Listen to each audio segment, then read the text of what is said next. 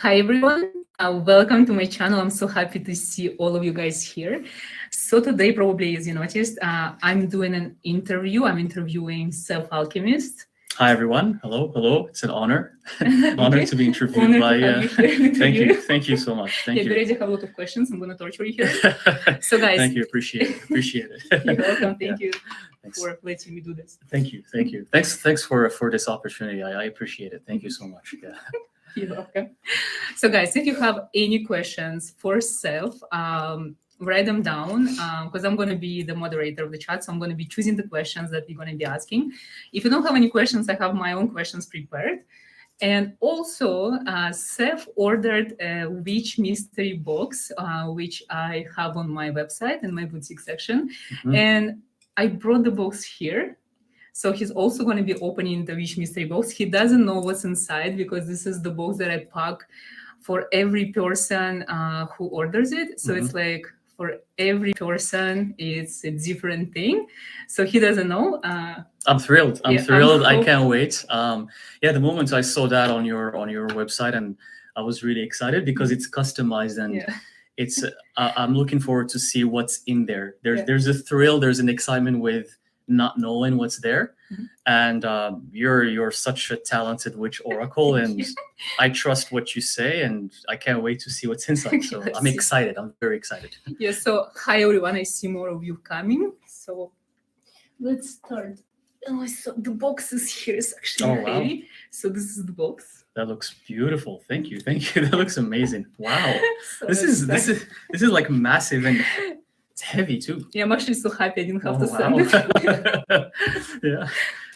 Okay, wow. Oh, it has this beautiful material. It's almost like flocking. It's like velvety. It's like velvet. This is so cool.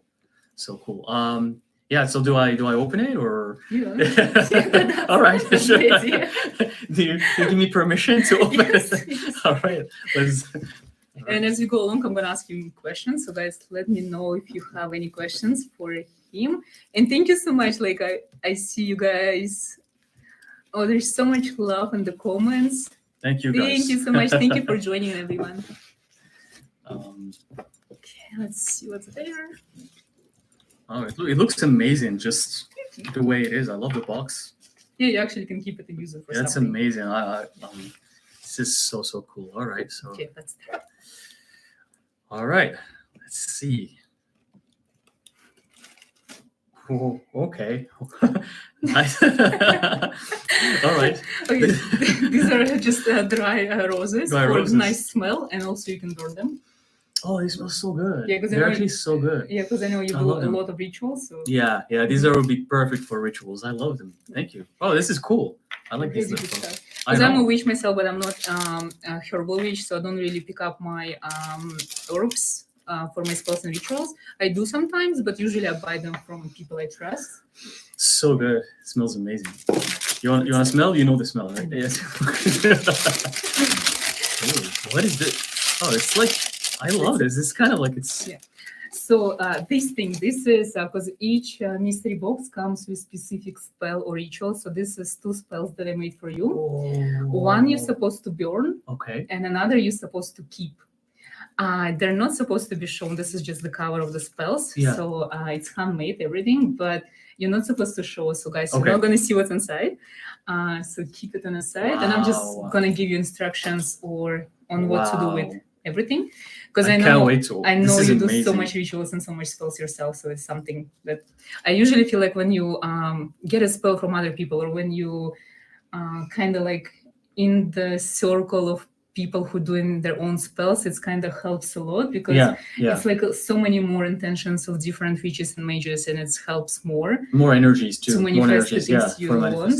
So basically this is the box for abundance. So this box dedicated to abundance and to remembering your past lives and to coming into your new power, because I know recently you coming into new power of becoming a necromancer.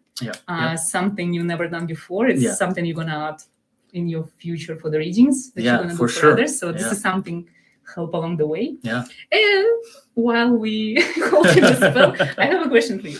Okay, sure. Yeah. Do you remember the first spell or ritual you've done yourself? The first spell. It's this. The first spell came to me kind of naturally. I almost did it. It was many years ago, and it was for manifesting. I can't really say. It's kind of like, it's, let's say, manifesting. Manifesting. For manifestation, let's just say manifestation. And it was back in the day. I wasn't experienced. I didn't know much about this stuff. It was years and years ago. I honestly did it, just did it naturally. I just kind of like light up some candles and then wrote some stuff on a paper and drew some kind of tiny sigils. And it's like like a kid experimenting with things. Let's say it was for manifestation. It was for manifestation, and I had a lot of fun with it. I did it, and I liked the process. I didn't know if it was gonna work, but I enjoyed the process. Did it work?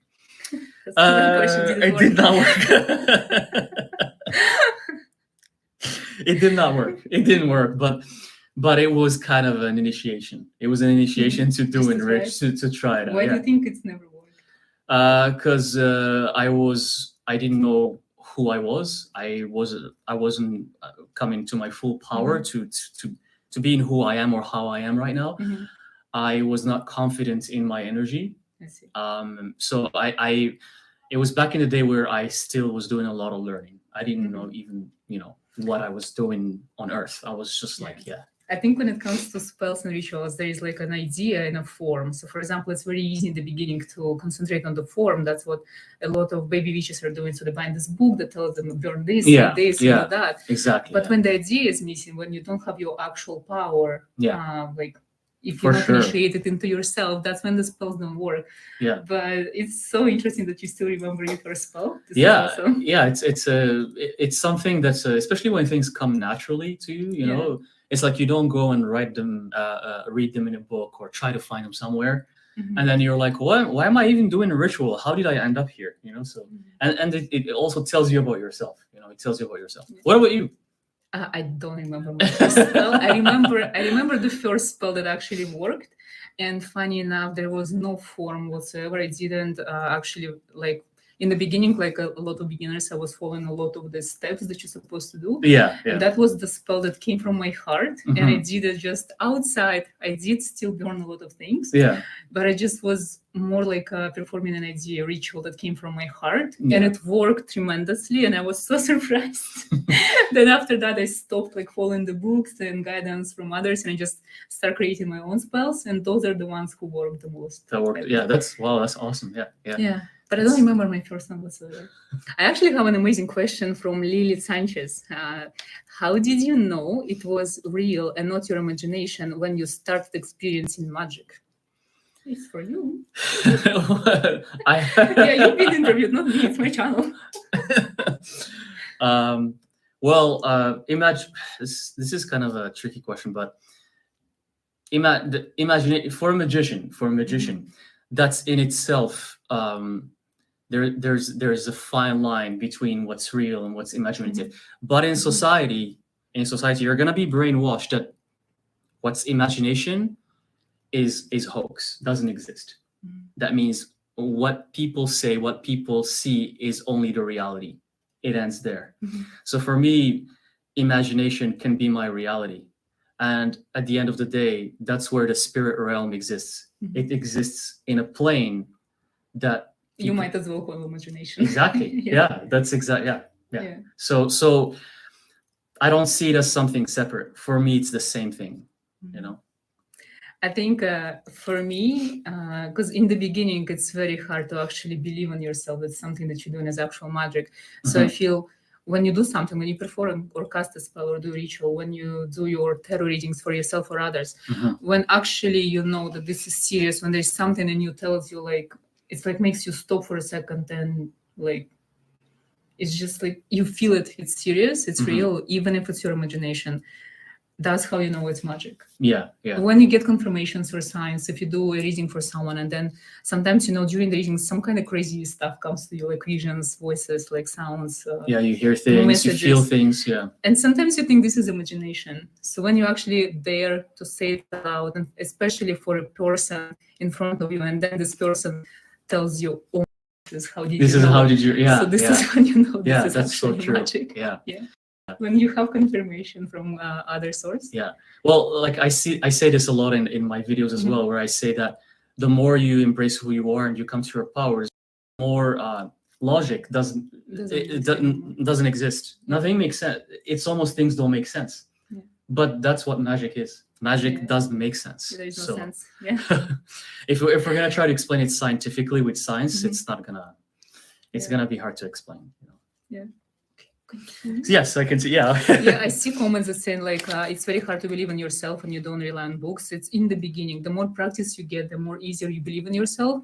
So the more you practice, the more you work on yourself, the more you practice your craft, the more you like honestly just live magic every day. When it becomes part of your life and a routine, this is when you realize this is easy. This is who you are. Oh yeah, for sure. It's for some it's a long journey. It's just. For every person is different, but it's gonna come this moment when you realize that you are the powerful one, that you can do everything yourself. It comes. It's just practice. Don't give up. Yeah, definitely. Yeah. Okay. So we move on with the box. Yeah. All right. This is I cannot wait to open this. I wish I could show you guys, but sorry. So. Oh, Wendy's here. Hi, Wendy. Hello. So she was the one who was asking me for like yesterday. Yeah. Oh my God, it's a lot of stuff. Oh wow. Like where do I start? Okay, start with the one that unpacked. This one.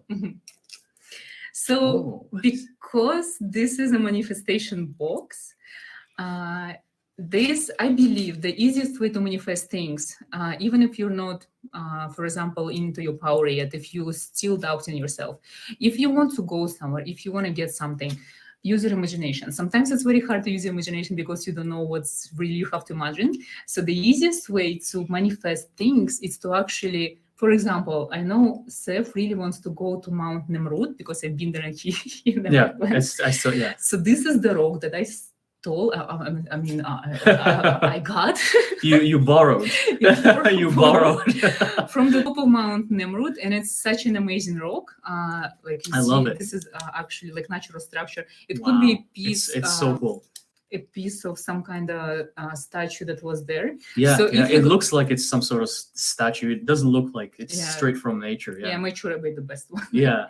So if you guys don't know, Mount Nemrut is in an Asian part of Turkey. This is the mountain that is national park. Now it's a reserve because on top of this mountain, which is in the middle of nowhere, they are, oh my God, Infinite Health. Thank you so much for your donation. Thank you. And so this mountain is actually, it has statues of ancient gods and the heads are severed. So these gods, they don't know, they say one of the kings built those statues there, so it belongs to different gods and entities. They don't know why the heads are severed, but this is a point of the tourists go to, especially people who are spiritually awakened, for energy and for messages. And this is, you know, it's one of the most underrated places. I went there, the energy there is crazy. So now you have the rock from there. I love that. So it means this rock gonna manifest for you a trip to this top of the mountain. I love it. Thank you. Also, I painted it blue because for me this is the blue, the color of Atlantis, and I know that you are fascinated with Atlantis. Absolutely. And that leads you or me to another question. Yes. Why do you think you're so obsessed with Atlantis? Because Sef even went to Morocco where he thinks this is the land of Atlantis. He made a whole amazing adventure out of it, amazing video on his YouTube channel. And he found the source of Atlantis. He found where it is. Yeah. It's Atlantis it's this thing where you know, you grew up thinking it's a myth, right? It's a mythical land. And for me, throughout my childhood, I've heard of Atlantis, but then about a decade ago, when I was about to have my awakening, and then I almost forgot about it because you know I was engulfed in normal life, and I was just like everyone else, thinking that all these things are myths and legend. But all of a sudden, one day, I remember hearing the word Atlantis. I don't remember where, but the moment I heard it, something in me just clicked. Something was just, I'm like, why did I react like this? What? The Atlantis? Wait, but isn't that a myth? Let me research it. And I started researching it, and I started realizing that Plato, there's no proof that Plato actually claims that it existed or not. So that means that there's a 50% chance that it could have been real. And I'm like, wait a second, for me, 50% chance is enough to work with. And that reaction that I had, that reaction was very powerful, you know? So when you hear something, when you hear it and you're like, you know, you're just like, wait a second. But prior to that, when I wasn't awakened, when I was dormant, I've heard Atlantis a few times, and I never reacted like that. So it was just this one moment in my life where I was triggered, and I don't know. It's a feeling. It's hard to explain. It's a feeling, and But why? Because I know a lot of people, they actually are drawn to Atlantis. I did a lot of readings, and I know some people, they have these Atlantean souls. So my question to you, like to you specifically, why do you think you have this obsession? Why do you think other people obsessed with Atlantis? Because I remember. It's the remembrance. I think everyone has part of their consciousness remembering that part of their reincarnation, and it's that part that remembers that makes you sure. It's like when you remember you've had a reincarnation in ancient Egypt, you know, it's like you know, it's like, I remember I was in Atlantis. How can I prove it? Maybe I can't, but I don't need to prove it. I know it. There's no need for me to prove it to anyone. I know it, and that knowing is very strong, you know, like it makes me certain that's, and the more you dig research and you know, like try to find like where Atlantis sank, and then I went and I visited, and you see the land, and you feel the land, you feel the spirit, and you confirm the feeling, you confirm it even more. I love that. Yeah, I agree. That's also, guys, when you feel about, for example, when you think that you're drawn to specific era or civilization and empire, it's not because it's just something there that fascinates you. It's actually your soul, higher self could have been reincarnated there. That's why you're still drawn to this era or time frame in this lifetime as well. So I just want to make sure we're on the same page. No, and you know, it's kind of, sometimes you go crazy thinking, why am I obsessed with this myth? Because it's just a myth, and you know, like there's no proof per se about that it existed yet, even though by societies and world standards, you know it's a myth, but deep inside you know it's true. So when you have that feeling, and then you yourself believe and know, when you just know, then you know, for you it's reality. It becomes your reality, you know. Yeah, it's true. I love that.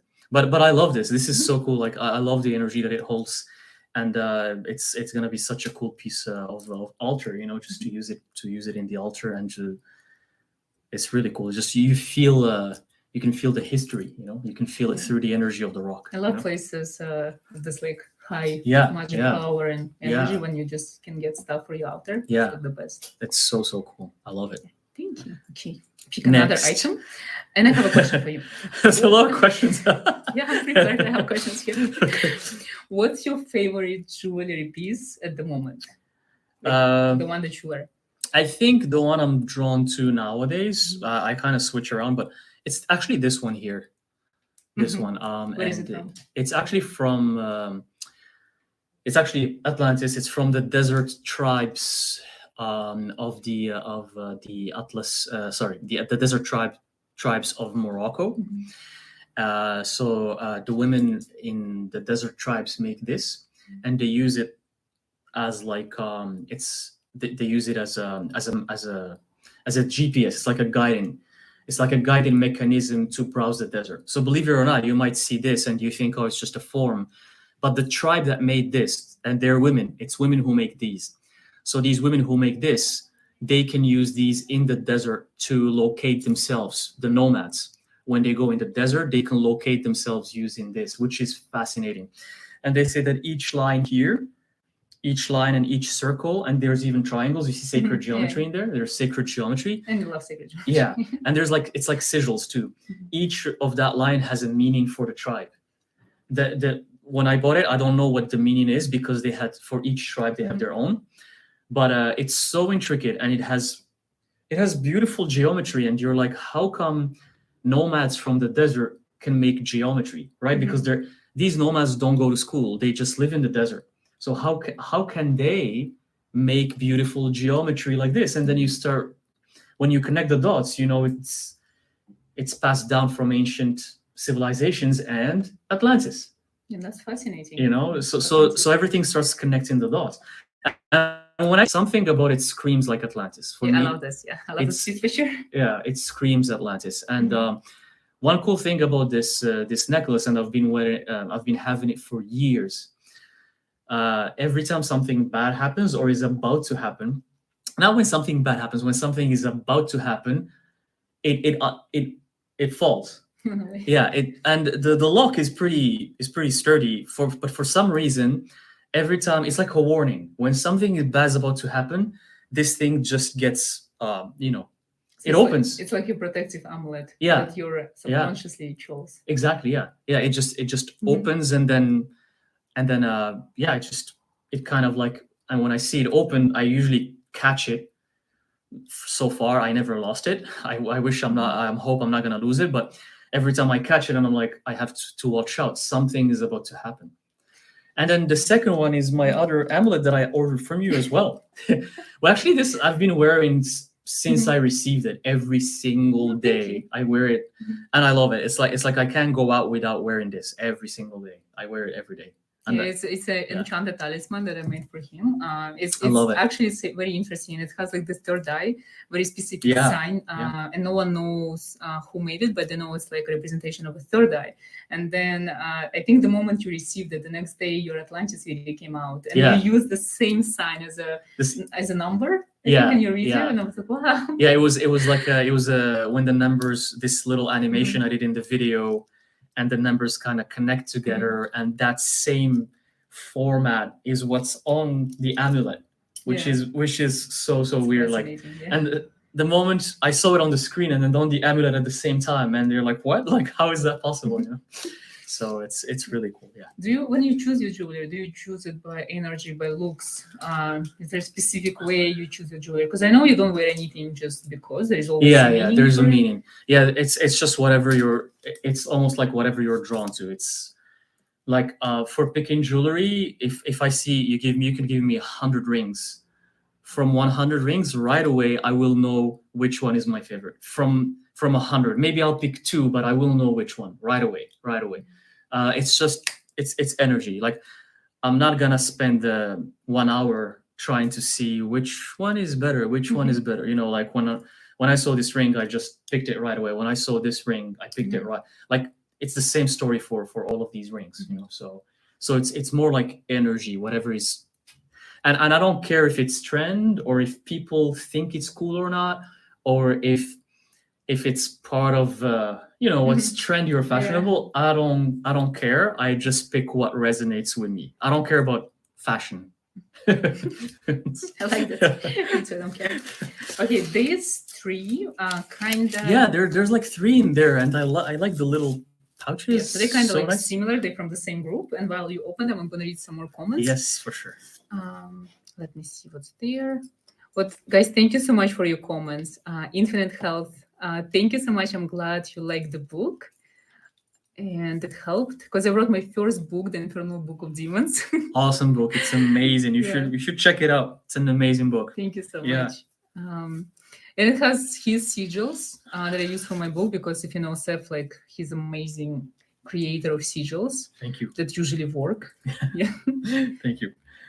Mm-hmm. Someone has Wendy is asking, what is my favorite ring?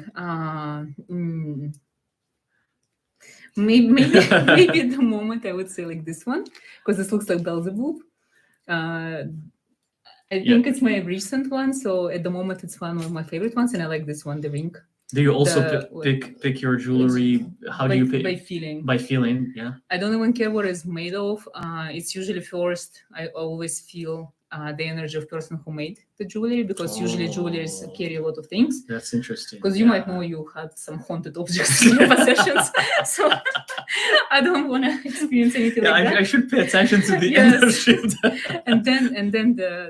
And then I buy if I feel comfortable, and then I try, because it's always connection with the metal, with the design.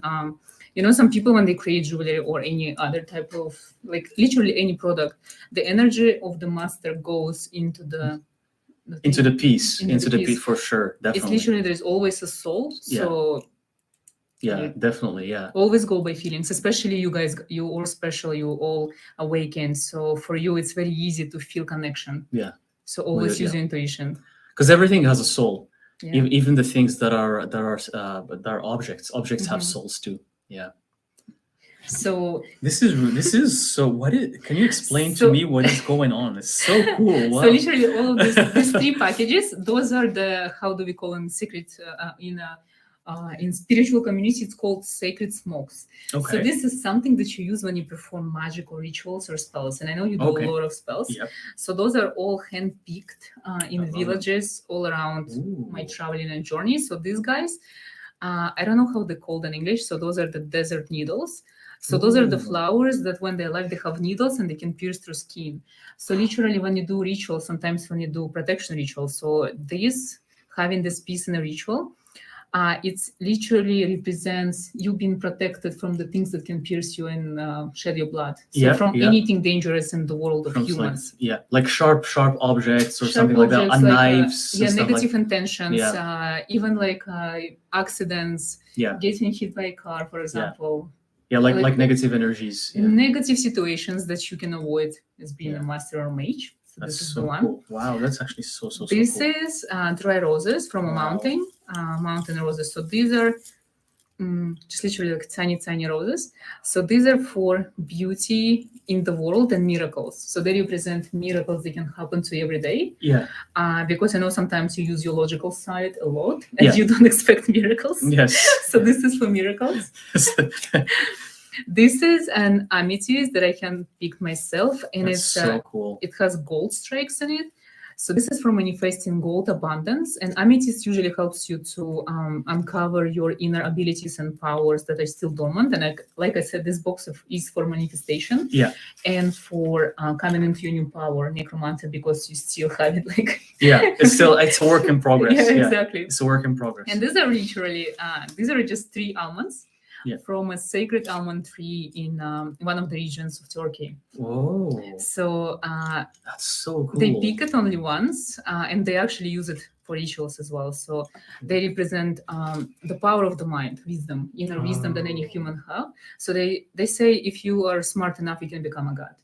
So just 1 per ritual, and they say 3 is enough to become smart and wise as a god. I love that. I want to be smart as a god. Who doesn't?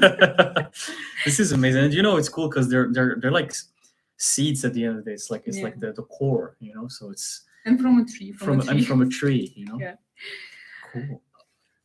Another question I have when we talk about jewelry, do you think it is important to look the part? Like you're a mage, you're an alchemist. Do you think it's important for you to look this? Because Sef looks like this every day. So even if he's out in a coffee shop or walking on the street to do his groceries, he's like this. Yeah, it comes with embracing this comes with time, to be honest.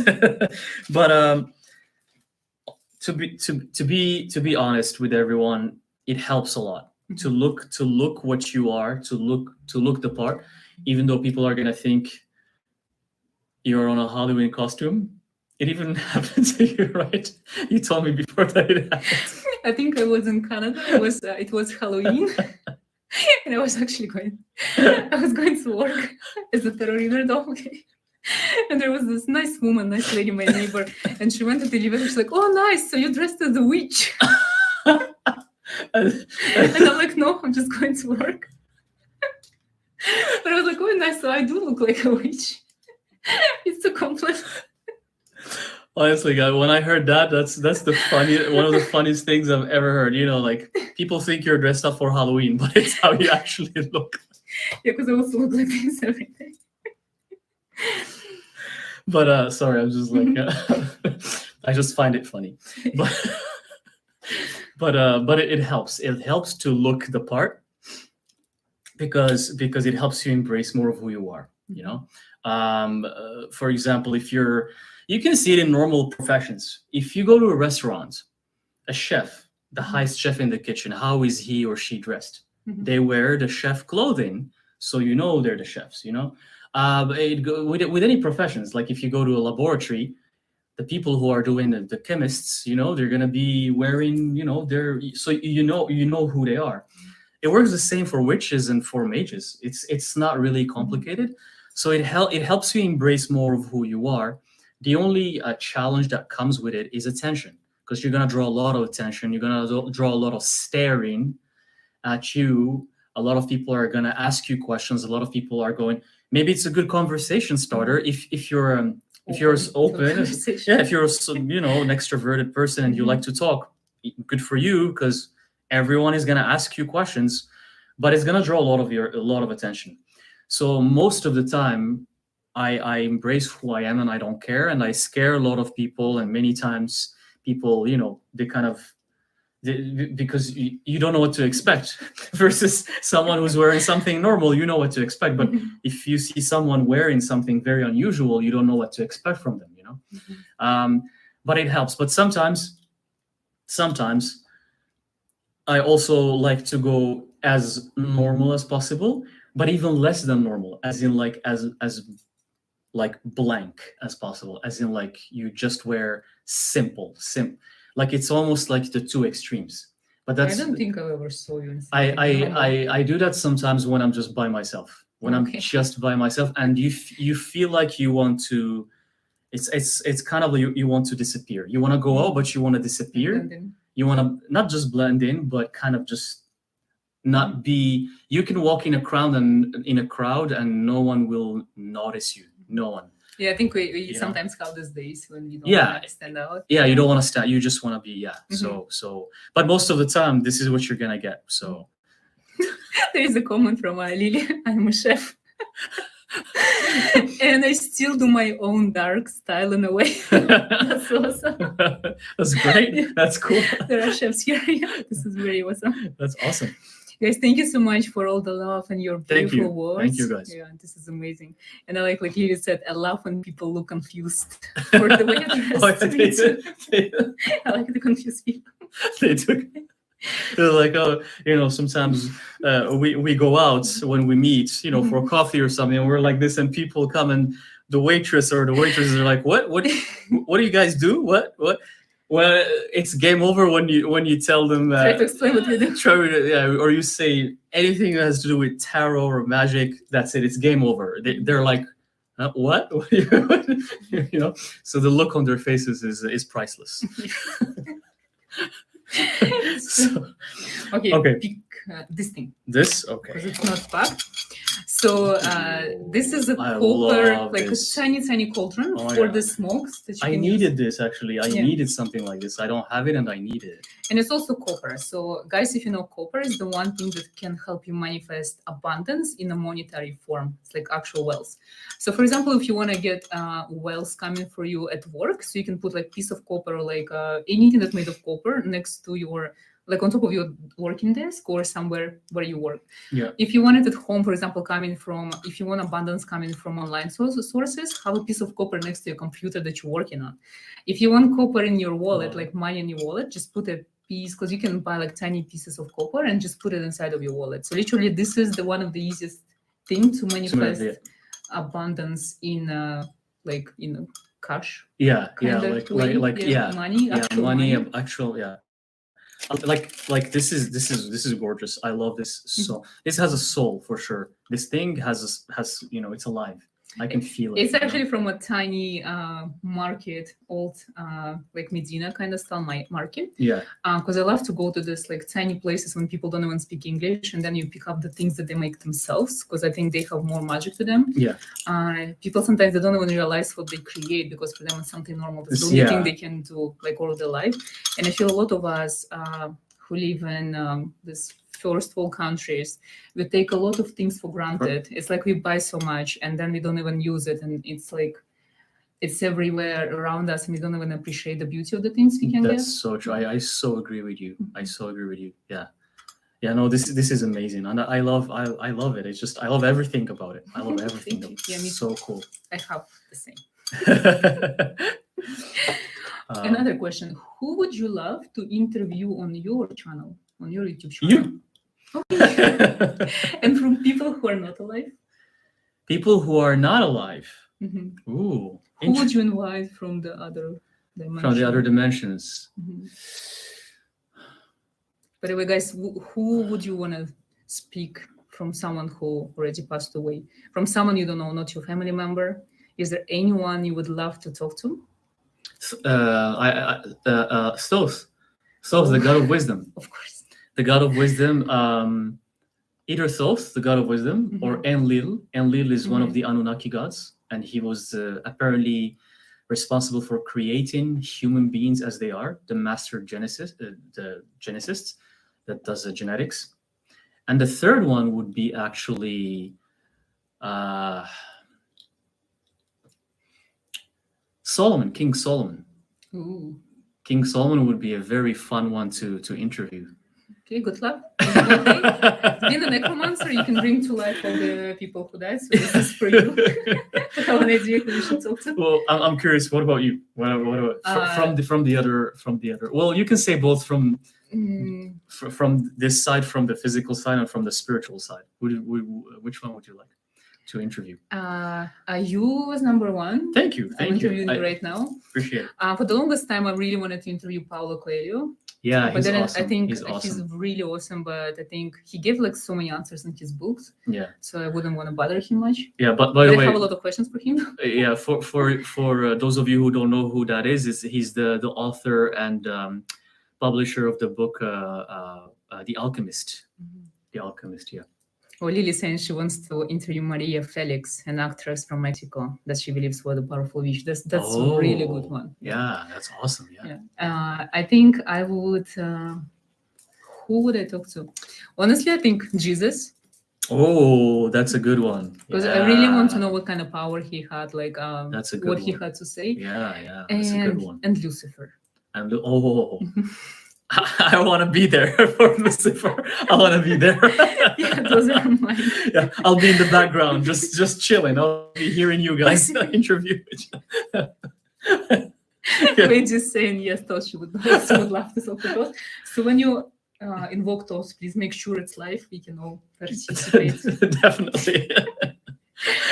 Okay. By the way, guys, thank you so much. Thank you so much for all of this amazing comments, love, and everyone is saying how beautiful I am, how beautiful you are. Thank you, guys. Thank you so much. Thank you so much. Thank you. Yes. So if you have any questions to Sef, drop them in the comment section. Or to you as well. Or to me. Yes. Yeah. Also. Okay. Let's pick another thing. I'm gonna go with this thing, or maybe it's better to see the unpacked things. These unpacked ones. Because those are like. Is this? There's so much stuff in here. It's packed. Yes. I spent like 2 weeks preparing this book. Thank you so much. This is so cool. Look at this, guys. So this my God, this is amazing. Look at this. So, I've noticed on your shorts, when you light your cinnamon sticks, you put them inside. I think that's something that is like a leftover of a tiny candle or something. Yeah. Exactly. It's like, excuse me, a mage like you. So you can use this thing instead. Good catch. Good catch. It's not manifestation. You're exposing me right now. You're exposing me. Yeah. This is gonna be perfect for that. And there's even this kind of a flower of life sacred geometry inside. Yeah, your favorite sacred geometry. That's so cool. Mm-hmm. Wow. I'm glad you liked it. Wow, this is, oh my God, this is so, everything here is amazing. Wow. Thank you. So Now you can choose whatever you want. I choose whatever. I can, like, is this something I can open right now, or okay? You know what? I'm gonna go with. Oh my God, there's so much stuff here. Like, where? Okay, this I'm gonna. Oh, it's so cool with the Hamza hand. Yeah. So, by the way, Sef was the first one who told me about this Hamza situation. Yeah, the Hamza. So, can you explain to us? This is one of the easiest way to protect yourself. So the Hamza hand is to ward off the evil eye, and it's basically used up as the hand. You know, it's literal. It's literal. So you can use your hand like this to ward off any negative energy that you don't want in your life. You can use, like, every day, 3 times a day, you can just do this and visualize the negative energy being rejected. If you feel like someone, you know, gave you some negative energy, you can maybe wear it as an amulet or as a bracelet or on a ring. So it has that power to repel. And even in Buddhism, the Buddha is portrayed doing this many times, like with one of they call them mudras. One of the mudras is this. Even Jesus, I think. Yes. On some icon. Yeah. So it's a sign that's very powerful, and you can actually use it in your rituals as well as part of your sigil. You can use it in sigils as well. But there's something inside here. Yes, a gift. Because we have actually so many interesting questions here. Ooh. So, how did you guys knew how to choose your path? How did you know, Seth? I think it was one of my questions. Like, awesome questions. Thank you so much. Nightmares is here. God, it's okay. Okay. Do I answer the question? Do I see this? Admire. Okay, so inside this beautiful pouch that you can even hang it, and it becomes like a protection sigil for you. And inside there's this view. Oh my goodness! Oh my God! There's a ring. Hi everyone who is joining.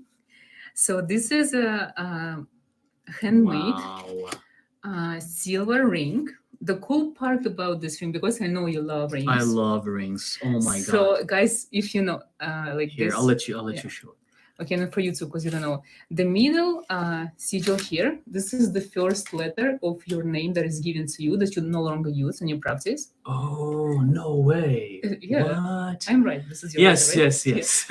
So it's even no, but it's just kind of like, wow. I'm just like So actually it's one of the forgotten runes as well. And I know you don't like runes, even though you kind of you're okay with Odin, but you're not really into runes. So this is like kind of ring that's supposed to open you up more to everything out there. Oh, I love so this is the forgotten rune that actually helps you to bring down all the enemies on your path.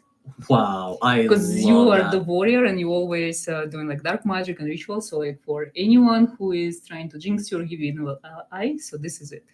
And this too, actually, it's also runes. These runes, it's the one that you dislike the most. These runes represent the unknown. So literally, these runes, they don't have any meaning. So whenever they come into reading, it means you don't need to know anything at the moment, and you don't have to receive any messages.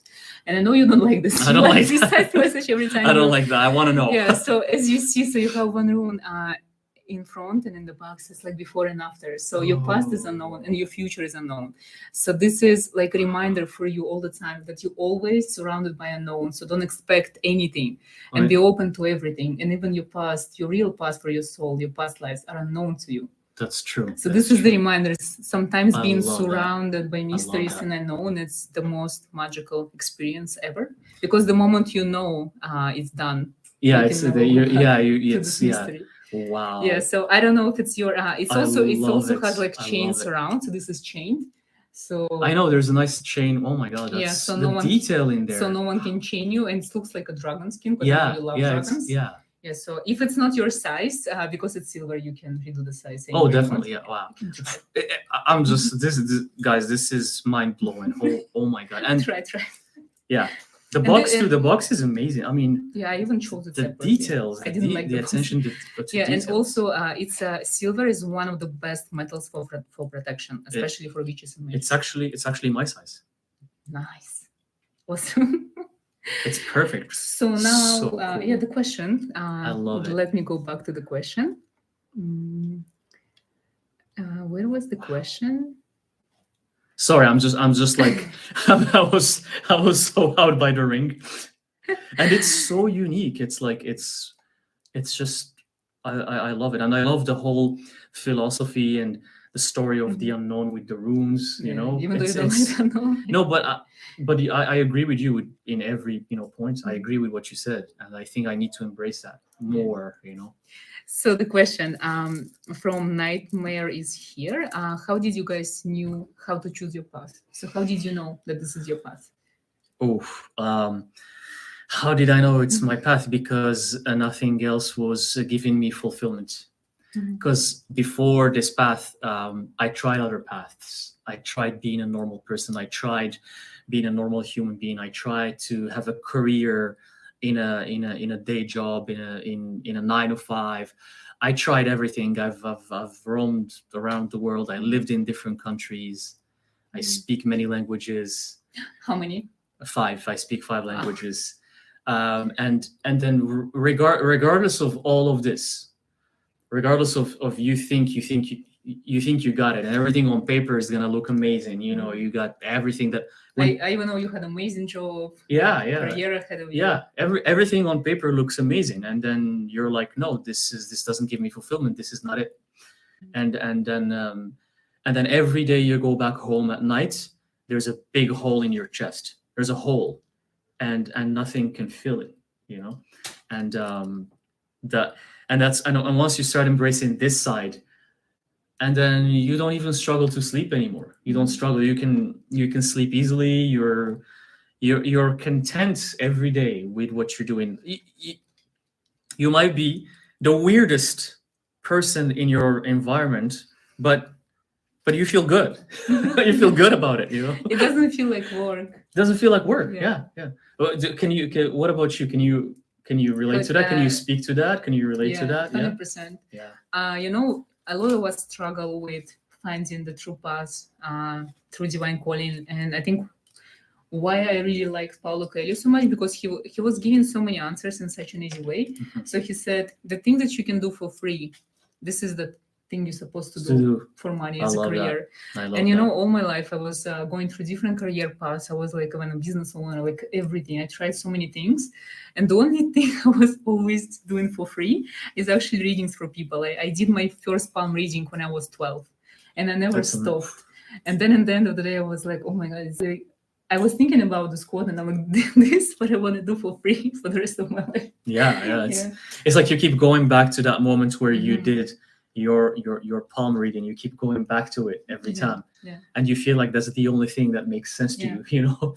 Versus, and I know you too. You kind of on paper, you kind of had it all on paper. Like like if people would see that, they would be like, you crazy. You had all of this and you left it. Like what are you okay? You know, like so like that's but there, it's a lot of it's also courage, because a lot of people get there, but they don't know how to.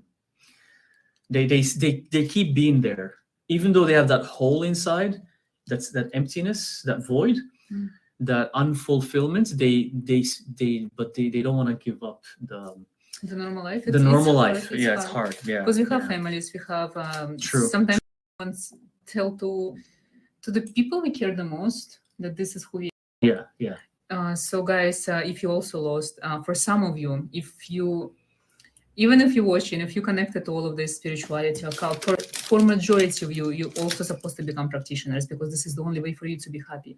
For some of you, you just need to incorporate all this occult spirituality into your daily routine and to the things you do, and it's going to be enough. It's all about who you are. So first and the most important thing is to find out who you are.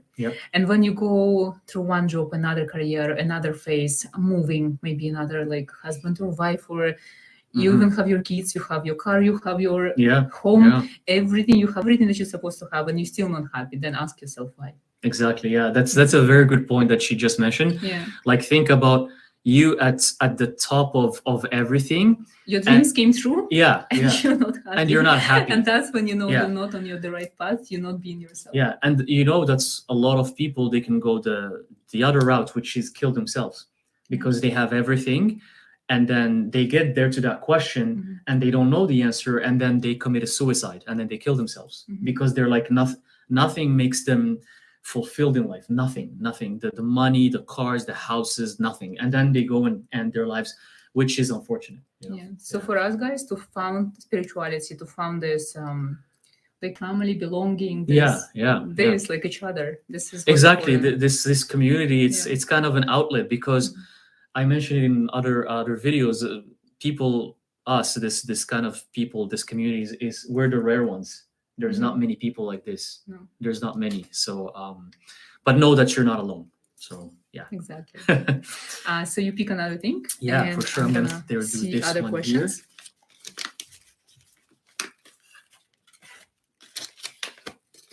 Here. STMAC Crusaders 53. Do your tattoos have any specific meaning, or are they part of your practice? So I know Sef's, he has a real tattoo. Yeah. Can you show us? Oh yeah, like this is a sacred geometry, his own creation. Okay, so it's there. It's he has a tattoo. It doesn't go up. His other videos and check it out. So it's actually meaning it has sacred geometry and his own interpretation of it.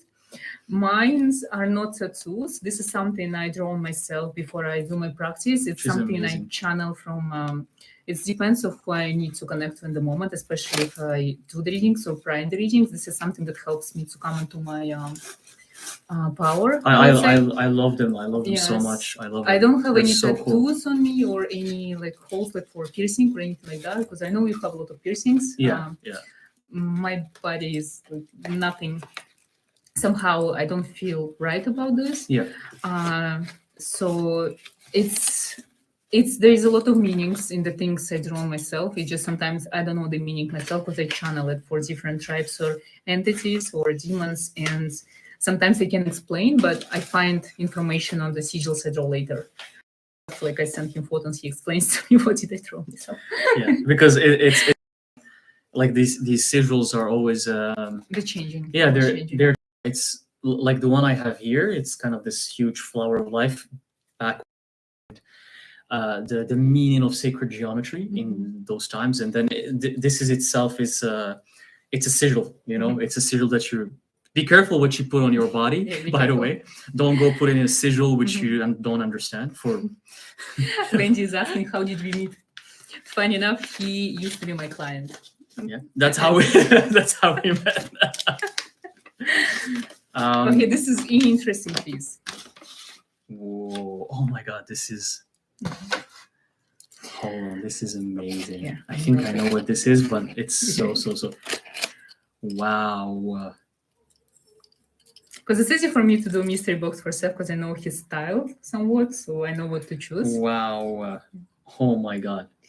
So this piece is actually a breastplate. I'm sorry. Go. Oh my God, this is amazing. It's made of silver and lapis lazuli. So lapis lazuli, it's a very unique rock. It's actually only found in a mountain of Afghanistan, and it has a kind of war situation for the past decades. So it's becoming more rare and rare. Lapis lazuli is the only rock that connects you to your past life reincarnations in ancient Egypt. I know that you're obsessed with ancient Egypt, so I hope this is gonna help you to connect more with your incarnation and remember more.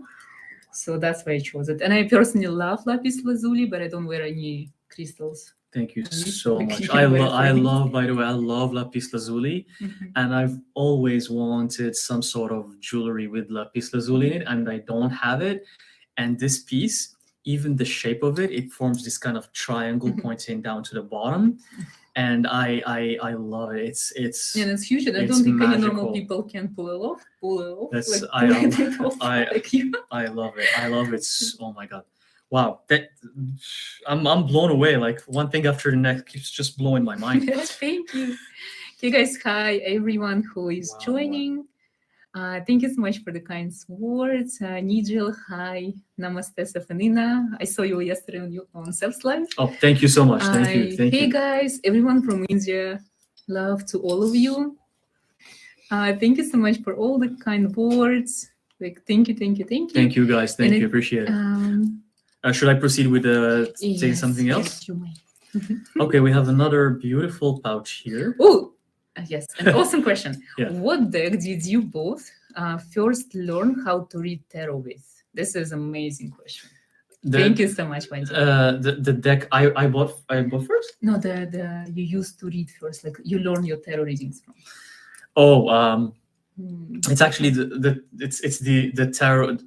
Well, I learned, or I just okay. Here, let's first learn how to read tarot with, like your first, like let's say your first deck. Yeah. And okay. the first you start using. Okay. So the first deck, as mysterious as it sounds, it is said for people who are supposed to be tarot readers, and tarot readers know this, and some people don't believe in this. It is said that you're supposed to be given your first tarot deck. You're supposed to be given, not bought. So not true. That's not true? No. So it's a very wide misconception. I don't know where it came from. So let's consider. But for you, it happened. For me, it happened. I knew that. For me, I was given the tarot, and I see it as a sort of just sign, because even the way I was given that tarot deck was it was the most random thing. Back then you weren't doing any tarot. I was not doing tarot. It's just someone that I don't even know very well. Just was like, oh, here's this tarot. Here's this. What it was? The question. It was the Egyptian. The Egyptian. The one that you used in recent shorts. Yeah. It's one of the it's such a magical deck because the illustrations, and it has a lot of geometry, and the theme is Egypt. It's also themed as ancient Egypt. So everything just connected. Ancient Egypt, the tarot, it was given to me. So that's the first tarot that I used to just pull cards, But learning tarot, everyday tarot, is the Hermetic tarot deck. Hermetic tarot? Yeah, which I bought. So for me, it's interesting because when I decided to learn tarot, so I got also two decks. One was just normal Rider White, the most common deck out there, and it was golden edition. And at the same time, I bought another, the Hermetic tarot as well. But for me, Hermetic tarot it's very difficult. It's black and white. There's so much sigilless information. So I tried it and I put it aside and I concentrated on the Rider White, and I spent 3 months literally learn card by card, journaling every card. And I was given a free reading for a person I didn't really know. It's just like I was asking people, like, send me people my way to test my tarot deck. And I remember I did such a good job, like a beautiful journal with all the meanings. And I pull first card and my head is blank and I'm like, I don't know what's going on. And then I understood, and it's actually the messages start coming up. Yeah. And I feel that's how I understood that the easiest way to learn tarot is by intuition. It's like intuitively, intuition. Yeah. And then it was a deck that I used for a few years, even when I became professional tarot reader and started charging people for my readings. And I think it took me a few years before I actually got back to my Hermetic tarot. I think you made me do it because you were asking me to give you some kind of practice and tips, and you were using your deck so much, and I started using it with you. Yeah. Especially when we were learning, you were learning, I was helping you. Yeah. And I think this became one of my favorite decks. I think, now I use, I'm actually obsessed with tarot, so any deck I see that I actually like, I buy and I use intuitively. I just don't really like oracles because they kind of, because they have meaning of the cards on them, it's kind of distract me from the message that's coming. Yeah. But for example, the occult tarot, even though it's an oracle, I still like it. The one with the demons of Lesser Key of Solomon. Yeah. All right. Continue. Thank you so much, guys, for all your questions. Oh, for Lily, it's also mine was given. It was Rider. Yeah. Gold and silver are best protection from an evil, from PR. Yes, it's true. Gold and silver. For every person is different. So this is the next. You want to answer more questions, or should we proceed? Okay, so this is it's handmade as well. It's a bracelet. I love it. Made from a rock in Cappadocia. Oh. Because I really want you to go. And then there is one artist in a cave who has this interesting technique. So he has this water, and then he puts some kind of color, like watercolor. It's like dye. It's like a dye. Like I don't even know what. Yeah. And it becomes like it's float on surface, and then he takes this rock and he put it inside. Oh. And the color stays on the rock, and then he finishes it off, like wraps it up and do all of the things, and it becomes a jewelry piece. So it's also for you to go to Cappadocia because it's amazing. I love it. It's such an. It's actually so unique. I've never seen. I think it's this your kind colors of. too. Like, yeah, it's so unique. Yeah. It's so cool. Mhm. And he came in this like nice pouch as well. So cool. Mhm. I love it. Nightmare is here saying, my first tarot deck was the Dark Grimoire. I was 13, long time ago, and I still use them. I think it's awesome. I still have my first tarot deck with me all the time, when I don't use it much. But I think the first tarot is something so magical. It's the one that either makes you a reader or just makes you to forget all of this. It's the first deck is always it's special. It's very special. It's a special. It holds a special place in the heart. Yeah. Wendy's saying she's agreeing with me. I purchased my first tarot deck intuitively myself. Good job. Which was the Egyptian tarot deck. Oh, good job. Yeah, because I think Wendy, you do have connection with ancient Egypt for sure, 100%. Infinite Health, what would you say be the first step to start embracing and accepting your darkness?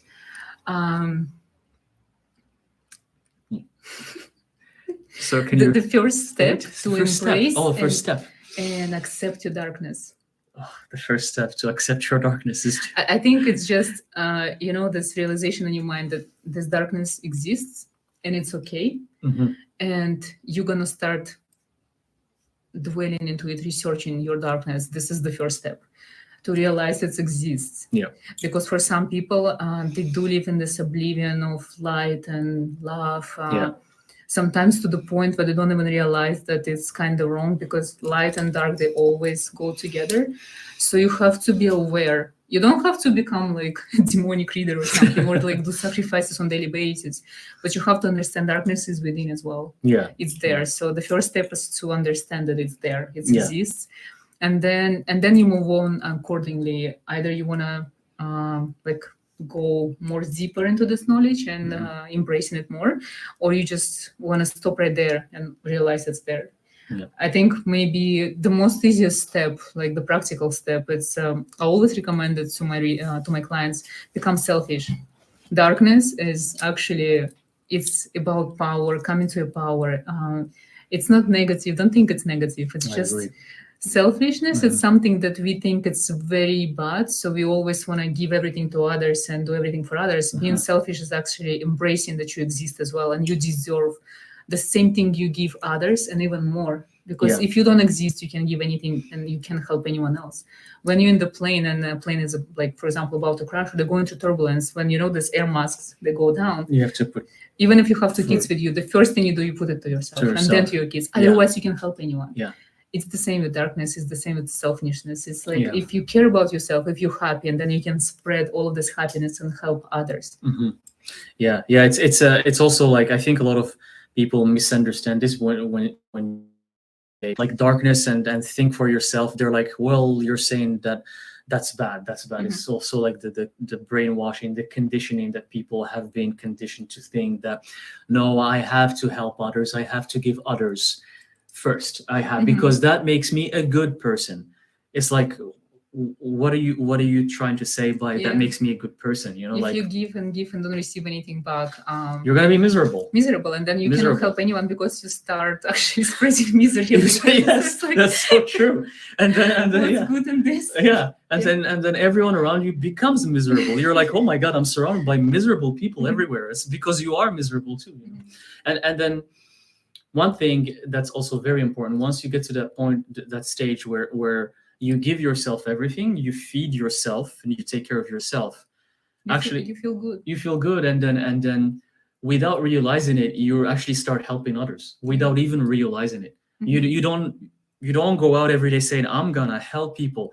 You actually start doing it subconsciously. Because you're happy, because Exactly. you come into your power. So Yeah. as a result, you improve in your life situations, you improve in your abundance. Like everything becomes better. So then you can share. If you don't have anything, how can you share? Nothing you can share with others. So what are you gonna share? Like misery? You can share some misery with you.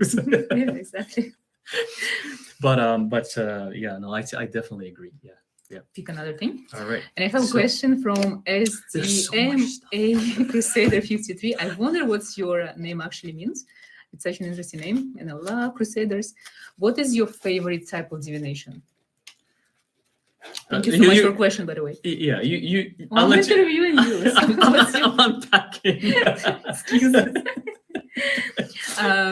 I think in the beginning, my favorite type of divination, actually, I know it's palm readings, because I've been doing it since 12 years old, and I still love the energy of palms that I get. Yeah. It's actually my favorite one, because not only no one has the same palms or lines on them, even we as humans, our right palm is different from the left palm.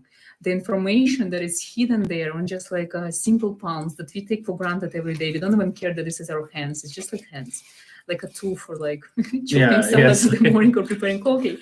In the end, it has all these secrets and mysteries about your soul origin, about your past lives, about you at the moment, about your future. Mm-hmm. One palm represents your destiny, one palm represents your free will. It's so much hidden. And it's the easiest access to everyone. By holding your palm, I can tell so much about you. Mm-hmm. And it's never wrong. And it's just like my favorite. Sorry, Tara, but I'm reading so much. No, but that's actually so true, because guys, it's fascinating how she can read palms. It's mind-blowing. I've never seen anyone else with that kind of gift. Because I love it so much. I think honestly, she can read you like a book. She can tell you everything about your life from reading your palm, and it's just, again, that's what real magic is, because it's not gonna make sense. You're gonna say just like lines, like it's lines. And how is she able to say so much details just from seeing the palms? Because it's magic, I think. For me. It's unbelievable. Like honestly, her palm reading thing is real magic.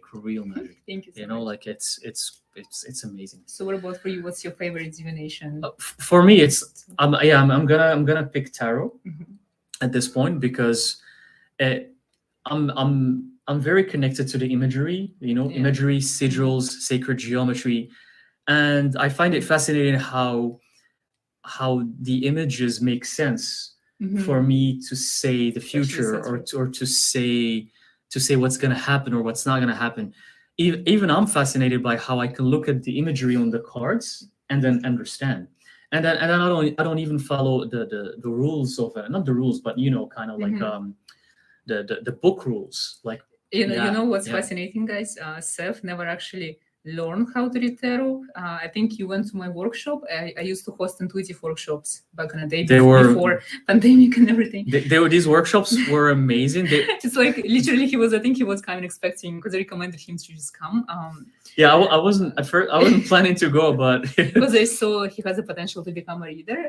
But I wouldn't tell him because he was too normal back in the day. And then in my workshop, because sometimes I take English too literally, because it's a work and shop. So it's like you work, then you buy something, right? Because it wasn't a metaphysical store. So of course you come here to work. So the work is like he came there like I don't even remember if you had tarot or you had your tarot. And then in my workshop there was like a few people back in the day, my clients and people who came to learn tarot. And we just sit down, we choose the tarot deck that we're going to be using, because some people brought their own tarot. And then I'm just like, okay, let's literally like we did like we shuffled the few cards, and then I said, and now we're gonna read for each other. She said she was driving the group, and then she's just like, okay, I'm sitting here expecting rules, and she was like, okay, let's read for each other, and I'm like, wait, what? Like, how do I read? This is, I think, was the first time that you pulled tarot cards. Yeah, it's actually the the first time I pulled tarot cards in a group, because with that Egyptian deck at home, I would sometimes just pull and be like, what is it mean? And you know what, guys, it's for me it was so fascinating. He was so amazing. I know he didn't use the meaning of the tarot. He was using like sigils, symbols, sacred geometry, numerology, astrology, trying to explain what he sees in a tarot card. But he was amazing. I remember the whole group was like asking him, so Sef, what do you think? What do you think on this card? And it's actually, for me, it's a sign that all of you guys can get a tarot deck and you can read it right away without any books, any practice, any learning, because all of you guys have the most powerful, amazing intuition that already connected to the world of divine, to so many, literally so many dimensions that you're not even aware of. And it's like, if you don't try, you never know. And don't think that even if you're going to read like 10,000 of books, it's going to give you some kind of idea how to read tarot. You either can or cannot. If you can read tarot, it's not because you're bad at reading tarot, just because it's not your tool. There is something else you can read. Maybe palms, maybe you can do candlebox reading, maybe you can read bones, you can cast runes. There's so many things you can do. Auras, energy, it's so easy. Just buy your deck and learn how to read it. That's you know, even in the beginning it's so overwhelming and it feels like what am I going to say, but throughout time I realized that the moment you look at tarot as a tool, and it's probably the same for the palms, it's almost like it allows you to access the spirit realm, and then you start channeling the message. There's something opens up. Some portal, something opens up. So it's not even about the cards anymore. It becomes about it's about you. It's always about a reader. And there are some people who use even crystal balls, like the big crystal balls. That could be also a tool, because as you look at it, something opens and then you start channeling, you know. So I saw this ancient witch in where is the Serbia? So she reads rice grains, just like raw uncooked rice. You just put amazing on cast rice on the table, and she started doing readings that like mind blowing. I saw a lot of women in Balkan countries. They read corn. They just like corn grains, also like cast corn, and they read. So it's always about you as a reader. It has nothing to do with tools. It's just some tools they open your abilities more than others. And tarot is the easiest tool because it's so normal, and available, logical, available. You know, so much information, so easy to start. And and I guess, do you feel like you get to a point where you maybe you're not gonna need a tool anymore? And I think it happened to you sometimes with your clients. You told me some instances where the tool was not even there, and then you just started channeling stuff, and then your clients were like, how do you know this stuff? It's like, and you didn't have any tool with you. You didn't, no palms, no tarot, nothing. And that becomes more into the world of mediumship.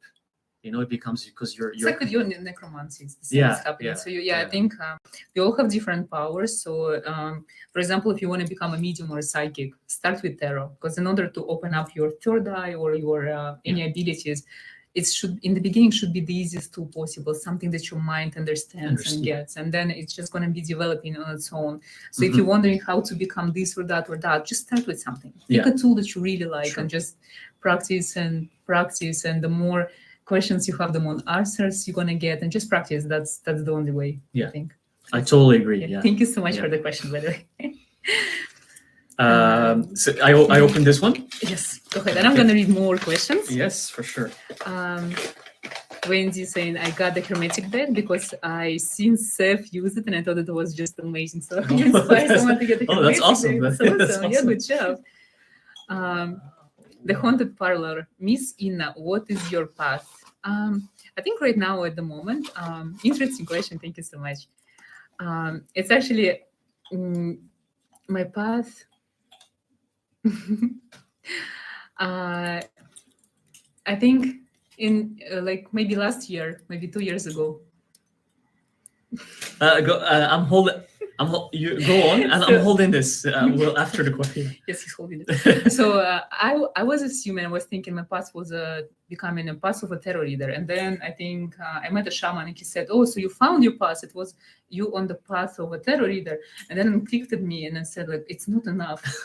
So now I'm not sure what my path is. I'm still looking. I am on it. It's just I'm so open to this unknown. Yeah, so I want this unknown to come to me. I'm open to everything because there's so much in this world. The more I travel, the more I see, experience, and go to ancient places with like amazing meanings and like sacred places. I understand that path might be sometimes a limiting concept because there's so much more to it. Yeah. So I have a path, I'm walking it.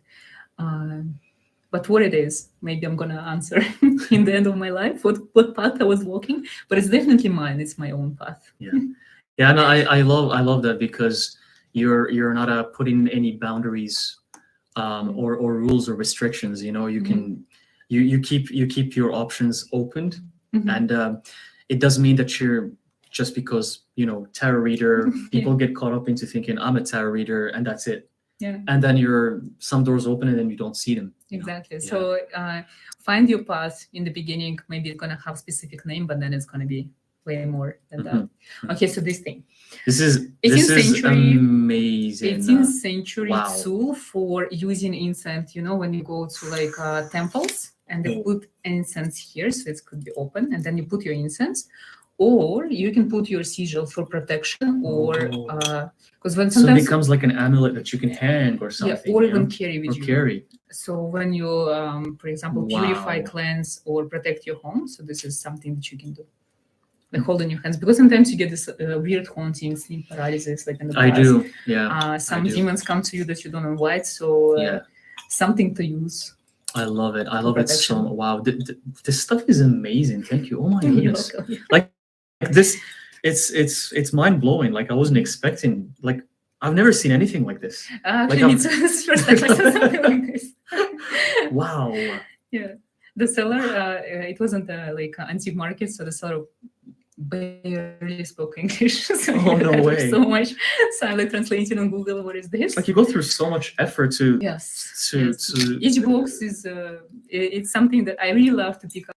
I love to pack them, so this is something I love to do. Wow. Yeah, and I love to go to antique places to buy some stuff and like ancient markets, like. Thank you. Yeah, it's like shopping. It's my shopping now. I don't like normal shopping. I like shopping for magical stuff. This is way more fun than normal shopping for sure. I love it. I'm gonna see other questions. So cool. MC asking, is it normal to close your eyes and see a demon from the Goetia? It frightened me, but it wasn't there to harm me. So maybe you see something that, like maybe this demon came to work with you. Because ability to see demons, it's very rare. It's a very rare gift, so embrace it. Don't be scared. Usually demons don't come to harm anyone, just like out of nowhere. You have to do something specific in order to get harmed by demons. So embrace it's probably your guardian demon. Keep working. Okay. I want to kind of, just pace it. So, okay, I'm gonna go. There's so much stuff. Okay. Let's go with this. You're very welcome. Everyone who's saying thank you, very welcome.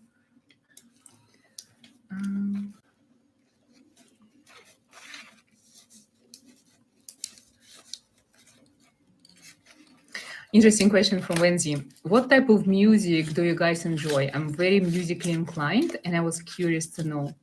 And good morning to Morningstar. So Sef is actually his audio clairaudience. Clairaudience. Yeah. So what type of music do you actually love to listen to? I don't have a type. I can listen to anything and everything. But like when I hear the beats, I hear them in the head, inside my head. I don't hear them in the ears. That's why I'm sensitive to sound. I can hear stuff so far away that normal people can't hear. Noises bother me a lot, and I can literally hear a music from from Madagascar, and I would love it because from other dimensions. From another dimension. Sometimes he sees somewhere, like especially when we travel to this demonic places for rituals and stuff.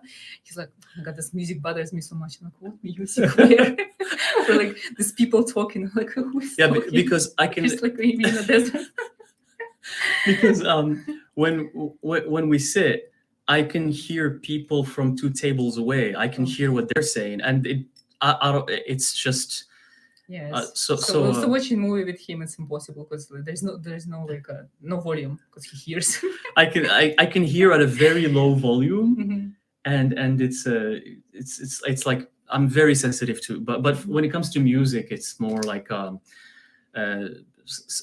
something that really, like for example, when I hear Vivaldi, the Vivaldi Winter, it literally gives me it puts me in a what do you call it? It's like a not meditative state, like a trance. Yeah. It puts me, when I hear Vivaldi Winter, I go in a trance. I even my head. I went to these sound bath meditations a long time ago. When I hear the when they hit the ball and they keep doing it, my head starts shaking. Without me trying to shake it, my head starts doing this, and it looks freaky. It looks weird because I don't know what it is, but but I care about lyrics too. I care when I can hear lyrics that are because I hear everything. So if the lyrics are, I can enjoy the music, and the moment I start hearing the lyrics, and if the lyrics are really like. They're not good, then I just What about yourself? Classical music for sure. It's one of my favorites since childhood, I think. And then actually it's all about the sound. How do I feel the sound? Voices, like I really love hearing human voice. So if the person has like really this magical, powerful voice, that it's real talent, then I love the song. And usually my music taste, you guys can get from my shorts. The music I pick is something that I love personally. And hello, this is a mummy from Egypt. Wow, this guys is for beautiful. You. This is for you to finally go to Egypt and see the pyramids of Giza, because this is your dream, and this is also one of the things that's supposed to manifest, because this is from Egypt. Yes, so this is your pharaoh, Tutankhamun. Yes. And you know what's amazing, guys? It opens and there's the mummy inside. And you can take out the mummy, and it's the real thing because it's heavy. Okay, take it. Yeah, it's actually heavy. It has such heftiness to it. Is it a stone? It's like stone, or it's a bone actually. It's bone. Yeah. Wow. So this box is actually for spells, because in ancient Egypt they had a book of spells. So when you do a spell that it's very hard and never come true, you're supposed to write it and you put it under the mummy in the box. And usually what they practice there, they bury it in the ground next to the place you live for 30 days. Mm-hmm. So this is like symbolizes that in this 1 month, the spell's supposed to come true, or else. I see. Or the demons from the underworld gonna come. They're gonna come for you. Punish the spell that is not working and not coming true. They're gonna come after you. It goes to the earth, to the ground. Yeah. So it's kind of like when you repeat the spell from this ancient Egyptian book of spells. So this is something to help you to manifest the one dream you probably have that never comes true. It's actually, which is very true. It's going to Egypt, and it's been in my plan for the past couple years, and it still haven't manifested, and it still haven't. Now it's gonna happen for sure. Wow, this is amazing. Wow, like each piece is just chosen with so much care. Like it's wow. Tinkerbell hugs and kisses and peace and love and so many emojis. It's like thank you so much. Thank you. All back to you. I love your emojis.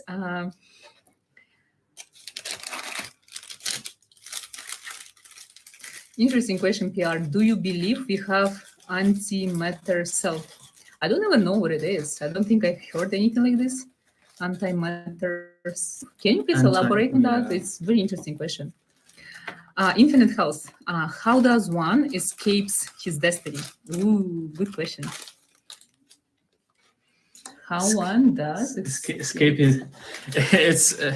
It's actually, I have an accent. Like I said, palms. We have one palm that represents destiny, another that represents free will. They never alike. I only maybe saw like twice when they were alike. So it means all of us have the ability to escape the destiny.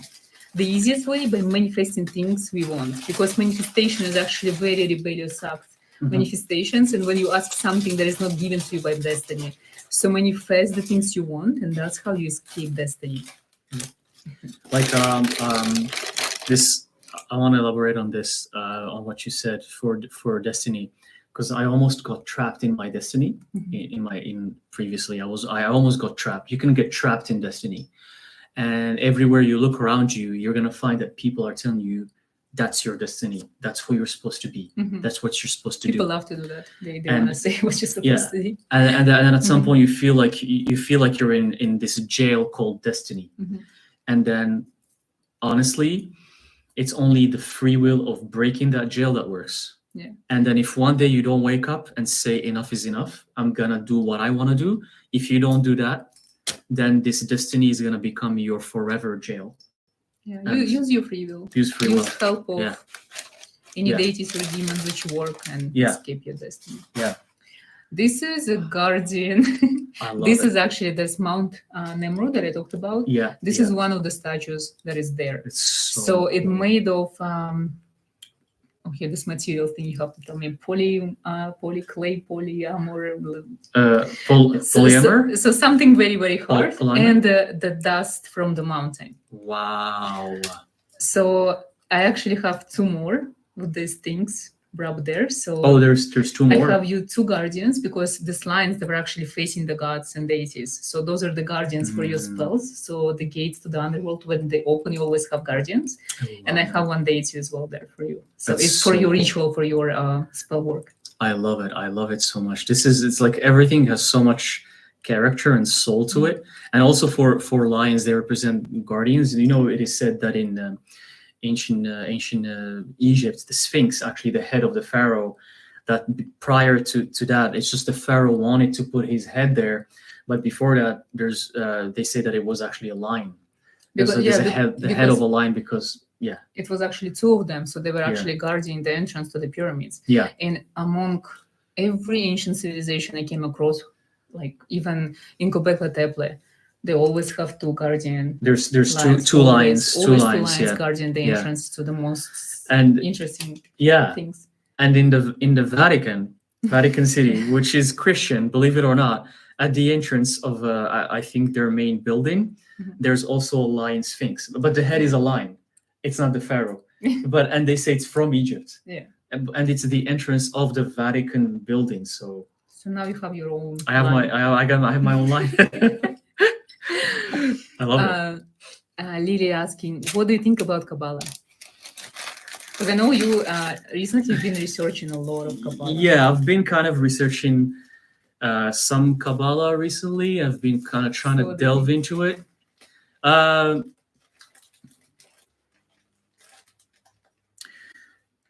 Kabbalah is for me what bothers me about Kabbalah is that it's still part of a religion.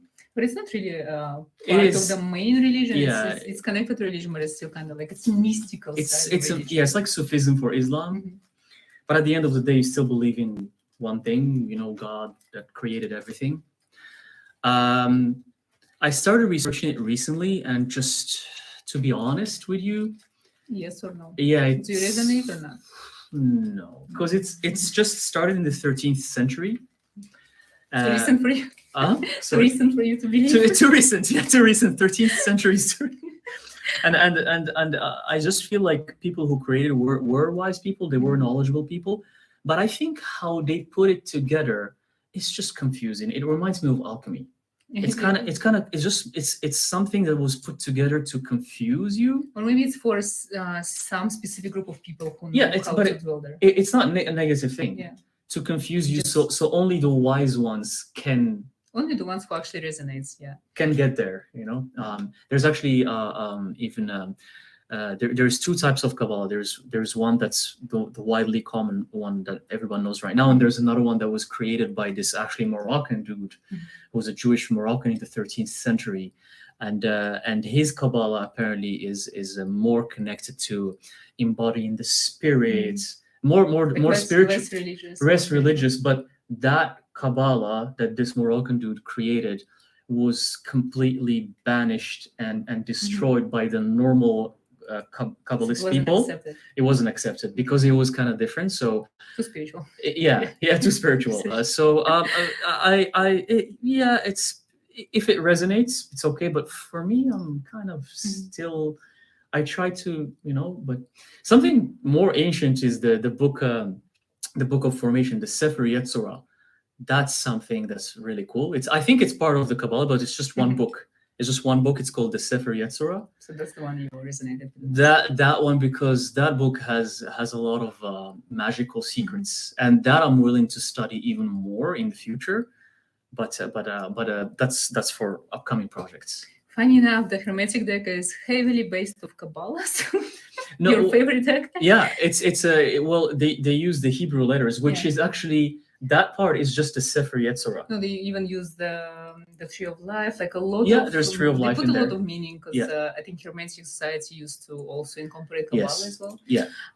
My favorite author about all of this mystical stuff, Eliphas Levi, he was actually heavily researching Kabbalah. He actually left the Catholic Church because of the Kabbalah. Yeah. I love how he presents Kabbalah in his own way. So this is the Kabbalah I resonate the most. But I think it's amazing science. It's amazing dogma.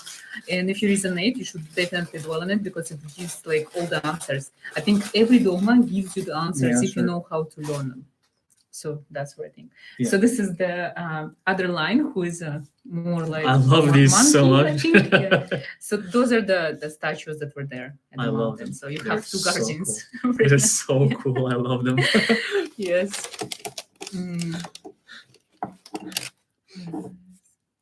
I love them. Emma and her tarot. I like the name. My favorite is wax reading, and feels so differently from what I actually do and so familiar. I feel very attracted to bones as well, but I didn't try it yet. Yeah, me too. I really love candle wax readings. They're just magnificent. And bones as well. Like, really love bones. 11-11 in Mexico. It was 11-11 in Mexico. So cool. It's an alignment. Yeah, alignment, yeah. Okay.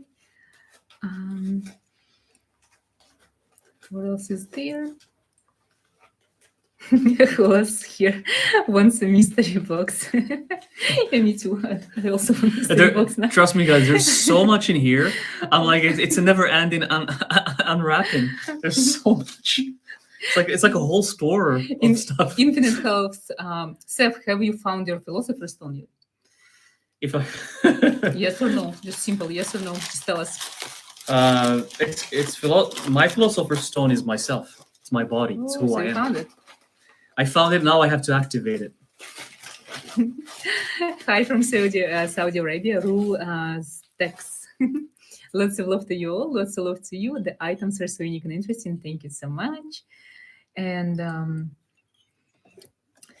PR. Okay. So this is a chalice that made of the desert sand. Wow. Handmade. So cool. I know you practice a lot of rituals. Sef is very interesting. He doesn't use any proper tools whatsoever. He's the one who always followed the idea. And this is the chalice for you to have it during your rituals. I love it. It's not for consuming any food or drinks. This is honestly only for rituals. I love it. Made by tribe in one of the countries I visited. So it's for your rituals as well.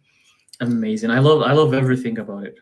Like, wow, it's just how do you I love everything here. Like, thank you. Like every single thing I love. Like, there's not a single thing that I don't. There's so much more, so hopefully. Oh my god, there's a lot. There's just so much. PR, Inna, I can feel your energy as a supermodel. You can roam around. Thank you so much. Made my day. MC, I really like Sef's shaman stone you gave him. Give me one, please. Unfortunately, it's actually one of a kind. The seller who I got it from, he's a professional crystal wrapper. He even said they don't know where this rock came from. It's shamanic rock. They don't know where from, what it means. It's like literally one of a kind, and I felt so drawn to it. It kind of reminded me of Sef in a way. Weird, unusual, doesn't make sense. Magical at the same time. Yeah. Unfortunately, it's only one in the world, and he has it. So now you have to ask him. Namaste, Safina. Namaste, Nigel.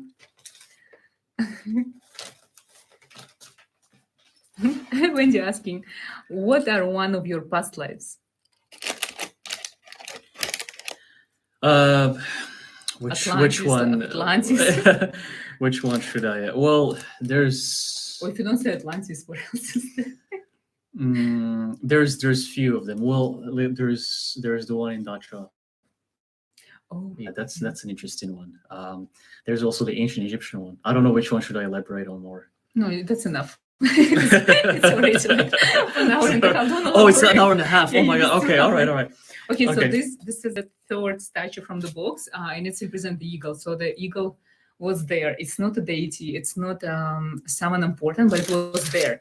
It's always fascinates me that every ancient culture we go to, they always have eagles. So when you guys see eagles, this is a sign for you, like a message from your higher self, the message from your ancestors that you're on the right path and there's something coming to you. Also, the cool thing about this, I know you travel a lot. You travel like crazy. You don't even have home at the moment. They don't break. Wow. But that's handy for traveling because I have some items that broke before. I love that. So guys, if you have any questions, feel free to ask us. Ooh. Lily saying this life makes my hand vibrate so much. This is awesome. Oh, this is actually something silly. This is just from the museum shop at Göbekli Tepe because I know you really wanted to go there. So you have to go there.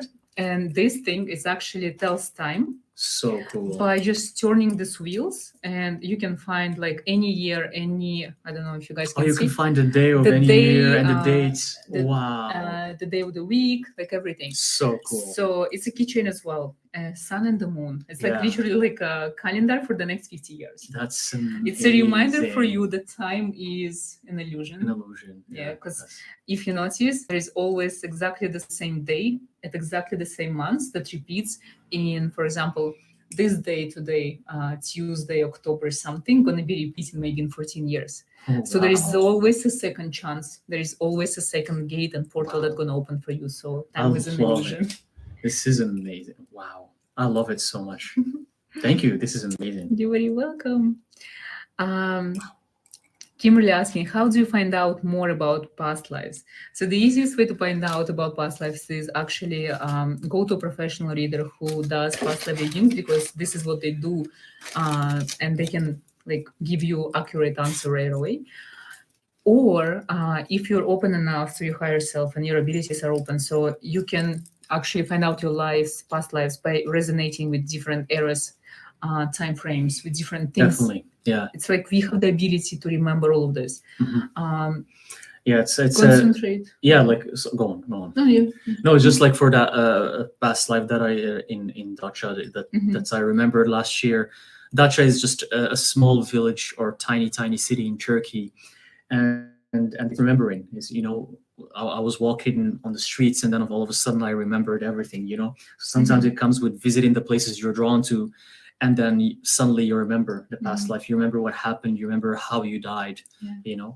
On my way, also like just recently, like a few weeks ago, on my way to Göbekli Tepe, I was passing by the city Van. It's named Van in Turkey, and my plan was to actually stay and spend the night there. And it was already pretty late, and I couldn't. I almost I had this like chest pain. I was almost dying. I was like, I can't. It's just like we have to get out from the city, and it was first time for me like this. And like physical pain, because I'm very healthy. I never have like any troubles with my health, like whatsoever. It was out of nowhere. So we were driving away, and then I was passing this specific like a field, just like some kind of village next to one, and there's like empty field. And then I had this vision of like war, soldiers dying, and me being killed in the specific spot that I had pain. And I remember my past life there. Just by accident, like whatever happened to you in Dacha, the same thing. So this is how you can remember your past lives. It's just like when it comes to you, like visions, it is ideas. And you remember the feeling too of how you died or how you were killed. You just saw it. It's like you see it. They live it again. This is from a cave. It's made of the materials from the cave. So this is the painted hematite. It's painted in the color of Atlantis, and onyx from the cave that I went to. This cave had like some kind of interesting entrance to this like center of the earth, and I felt there's like energies and creatures living there. So I know you were the one who introduced me to to this idea that the center of the earth could be hollow. Could be hollow. There's like another world in there. And I think when I went to this cave, I received the confirmation, because before I was just like, I'm not skeptical. Sure, skeptical. And then I see this is the entrance. I got it from there for you as a thank you for opening up like so many either dimensions, ideas, and knowledge to me. So I love it so much, and the color is mesmerizing. It comes in this beautiful pouch as well. I love it. Colors. Yeah, I know. Leon 044. Does any of you do past life reads? Yeah, both of us. Both of us do. Yeah. Do you have it in your store? Yes, I do have it in my store, and both of us, we both. Yeah. Have a beautiful day from Wendy. You guys are amazing. Keep rock the world. Sending you so much love and energy. Thank you so much. Thank you. You guys are awesome. Thank you. Lily Sanchez, any advice in how to learn to listen in the guides or whatever is trying to communicate? Advice, yes, practice. Listen, be open, believe in yourself, believe in your imagination, that this is imagination is actually real. Just like literally believe in yourself. This is my biggest piece of advice. This is the hardest thing to do. It's a potion. I love this. For manifestation made by moi. Wow, thank you. It's amazing. For your next manifestation ritual. It's different types of oils, also handmade, hand extracted, with different herbs that I chose for this manifestation potion box. I don't do actually potions for sale or for orders. I did one for you because I know you need as much help for manifesting things. Yeah. Because this is manifestation box, and this is a potion. I love it. It's amazing. Like I feel as a witch, I should do this. It's like, it's fascinating to just see like the amount of thoughts for you to gather everything the way it is, and the amount of details, and everything has a meaning, and I'm blown away. Like, wow, thank you so much. You're very welcome. I'm so happy you love it. I love it. I love it. It's really just a few pieces left. Yeah. That's a gorgeous bottle. Thank you so much.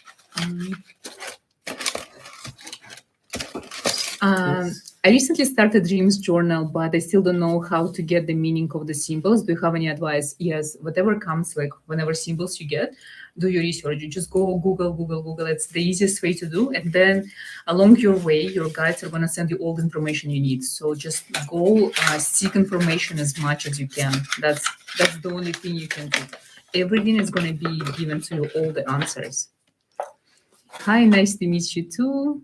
It's a big mystery box. It's a huge mystery box. It's a very big mystery. It's a never-ending mystery box. It's almost done.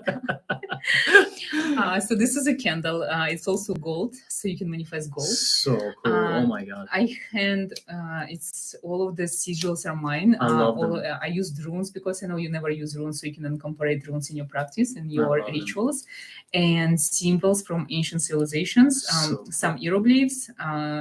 Some my own sigils, because I know you love sigils, so it's just the candle for rituals, like literally like ritual candle. So cool. I love it. I love it so much. I love it. With the gold, with your sigils, they're so like.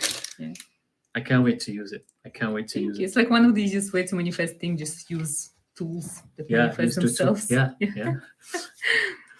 Okay, last thing. Last piece. Last but not least. And I have a question. Of course, yeah. Who is your favorite demon? My favorite demon. Yeah. I would have to go with I was gonna say Moloch, but I would have to go with Asmodeus for some reason. For some reason. Because Moloch was one of my favorites ones, But then recently I've been checking Asmodeus, and I'm realizing that Asmodeus was really badass. So we're talking about demons, right? Yeah. Because I'm very curious about like I think Lucifer was the big boss, so I'm really drawn to Lucifer, but it's also there's a huge mystery about Lucifer, But if let's say Lucifer is there, but if it's not Lucifer, it's either Moloch or recently Asmodeus. But those are the ones that I'm yeah. What is your favorite element to work with rituals and spells? Fire, earth, definitely. Fire and earth. There's something powerful about these two elements. I need to start using more water. I need to start incorporating that in my rituals. But fire and earth, because I think the combination together just gives this powerful energy of manifestation. That's awesome. Yeah. Guys, let me know if you use any elements in your rituals, or if even you do rituals, or even you cast spells. And I'm still also saying, I was just thinking Asmodeus. The name is powerful. Yeah. And are you scared of anything? Because you're doing dark magic, dark rituals, like invocations, exorcism. You know, the answer is nothing scares me. Nothing. The only thing that that creeps me out is cockroaches. What? When I was young, they crawled on my face, and it was a creepy experience. Okay. Nothing else to ask. I have actually. But nothing really like nothing scares me. I think that's literally good, especially for what you practice. That's amazing. Nothing scares me. Your family, was it spiritual growing up? Or because I know a lot of spiritual people who actually make it in the community, so they were supported by families who were already spiritual and giving them like direction on their path. Or is it the same for you, or you were self-made? No, I was definitely self-made mage. My family was like they're so not into this world whatsoever. Like it's what I do to them. It's a dimension that they don't even comprehend. They can't even start to comprehend. So that's why like it is what it is though. It's I still wonder sometimes why I reincarnated in the family I reincarnated in. They're an amazing family. They're such an amazing family, but it's a family that doesn't even understand what is this. They don't even get it. They don't even. So but there's probably a reason for that. But yeah. I actually really wanted to ask you this question because during my readings, a lot of clients, they say that they've been brought up in very religious families or very normal families. So for them, practice something like that is a big no-no. So I want to tell you guys that even it doesn't matter what is your family. You cannot blame anything on them because it's your own path, the one that you choose. So even if you're born in a very normal or religious family, you still can become like Sef. Yeah. So yeah, you gotta be. She said it earlier. You gotta be selfish and do what works for you.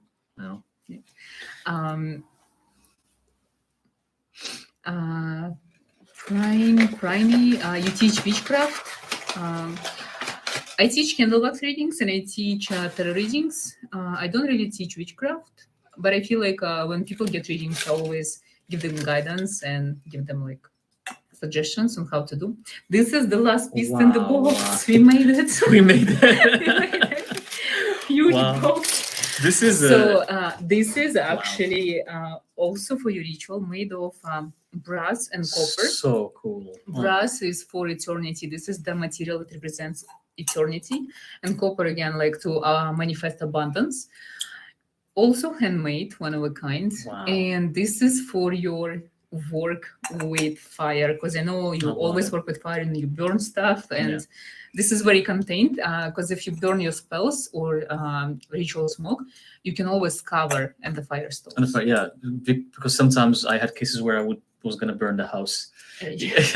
So and it also has this leg, so it doesn't damage any surfaces, because I know you travel like crazy. You travel for clients to perform rituals for clients, so sometimes you need to take pieces with you that actually is safe for clients as well. That's very true. You do not like burn their furniture. And one thing I love about this, it reminds me of the shape of the Holy Grail, although we don't know what it really is, but actually in the past reincarnation that we mentioned earlier that I remembered in Dacha, I died. The reason I was killed, I was suffocated there. It's almost like I was drowned. My head was put in water. Someone drowned my head in water. They suffocated me because I think I mentioned it before, because I was a scholar and I was doing a lot of research and I was looking for some relics that had to do with the Holy Grail, and I was killed for that. And it's crazy how it actually this is helping me remember that past life too, which is so I interesting. didn't even think about Yeah, that. yeah, I just it's love that like shit. it's so synchronistic. It's amazing. I love it. Thank you so It's much. I'm so glad you cool. love it. Yeah. It's so cool. So cool. Interesting question. Daisy Alina, why is it difficult to find suitable partners for women into spirituality? I think it's just not only for women or men. It's just like sometimes it's hard even to find yourself in spirituality, not even partners.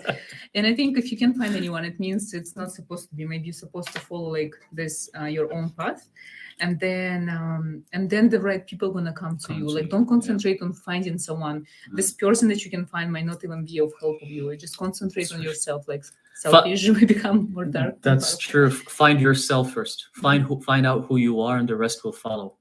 Yeah, Find yourself. I have a question for you. What inspires you the most in your craft on your magical journey?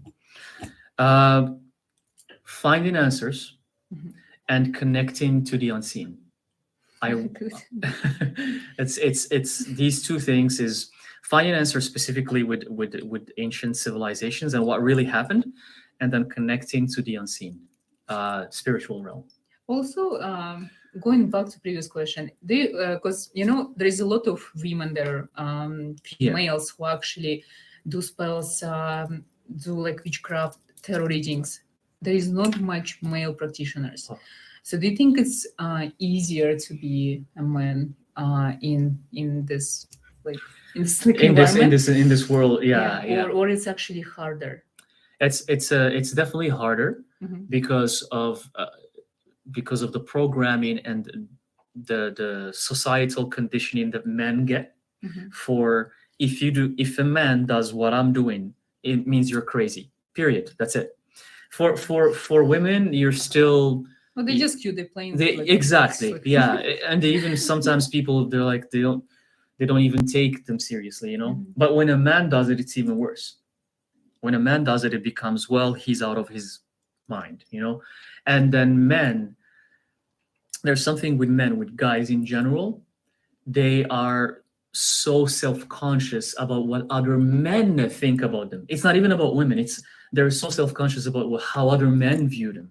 Oh, I actually never thought about that. So guys might not care about how this woman sees me, but he might care about how this other man sees me, because of the fear of how society says men have to all look like normal men. Because if you don't look like a normal man, then you're a loser. So it's something. You have to come to this point where, for all male practitioners, you have to come to this point where you just have to say, F everyone. I don't care. I don't care what other men are going to think about me. I don't care what they're going to say behind my back.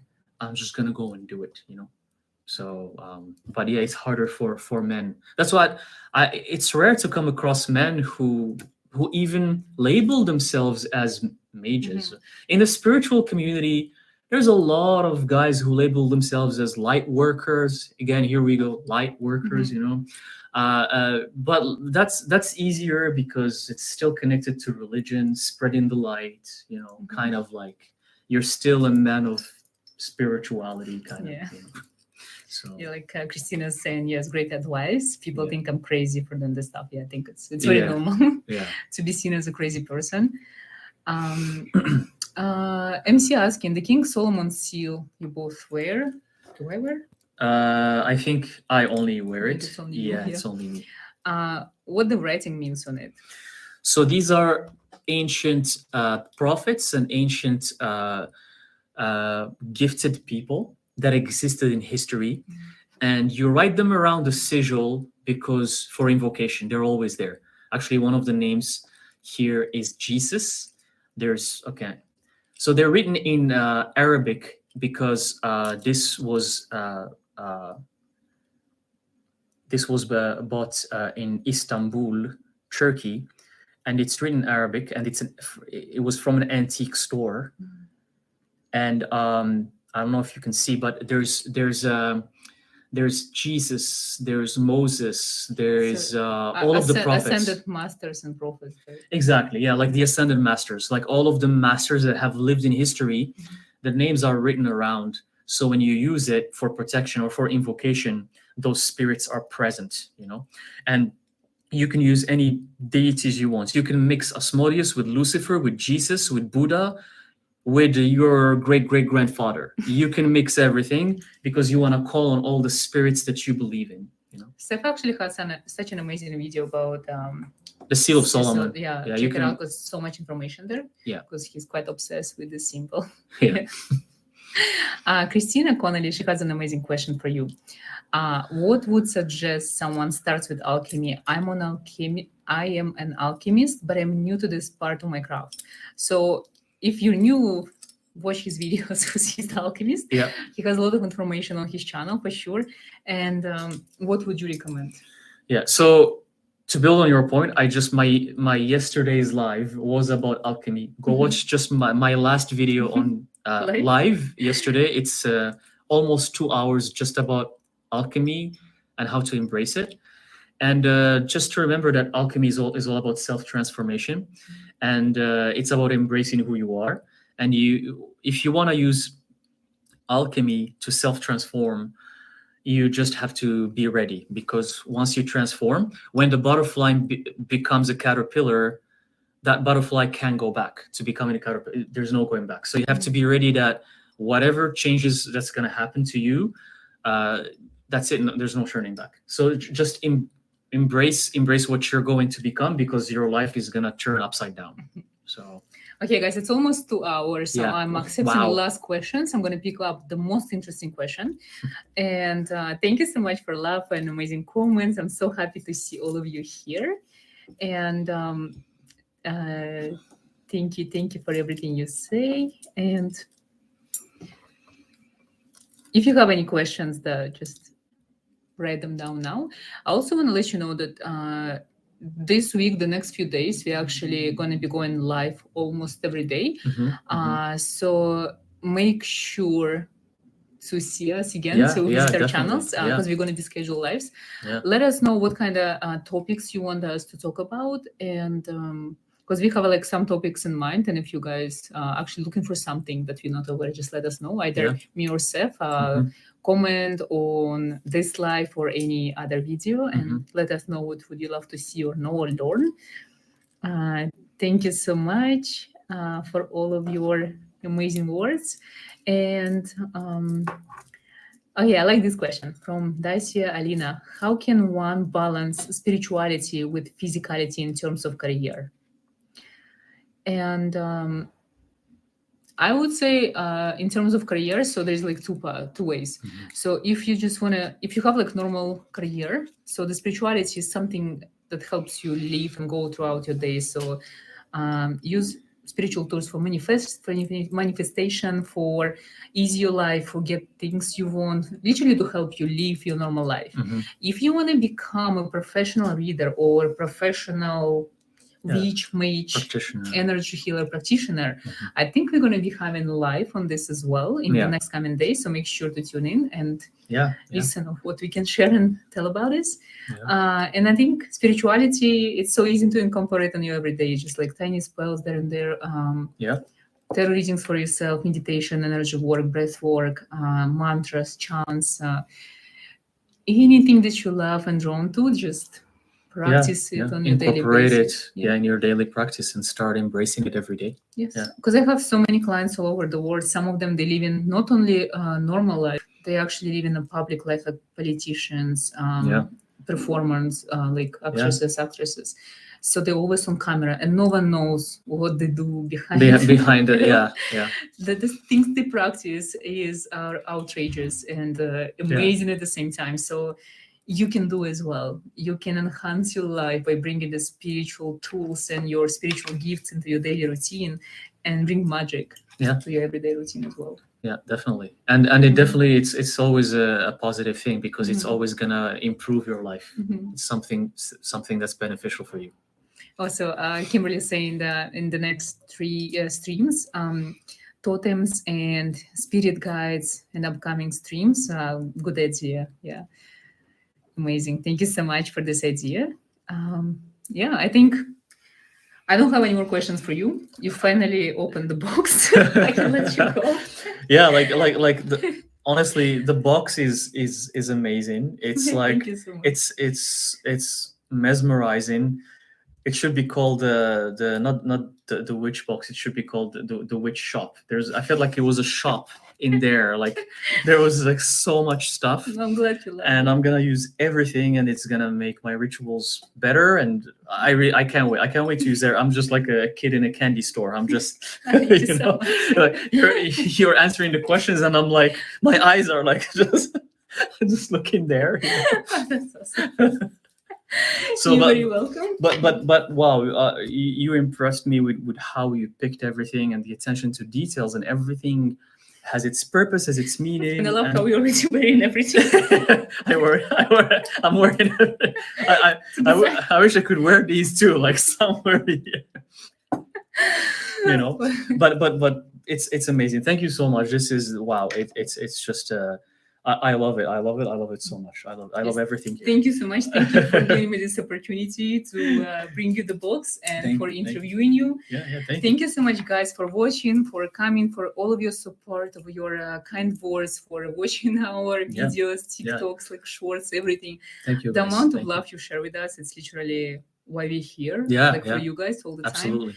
And it's like, thank you so much. Like, honestly. Yeah. Thank you. We appreciate you and everything you do for us. Yeah. You guys are awesome, and you building this community helps us to do more content like this, so everyone can learn and so we can just share this knowledge. Mm-hmm. Yeah.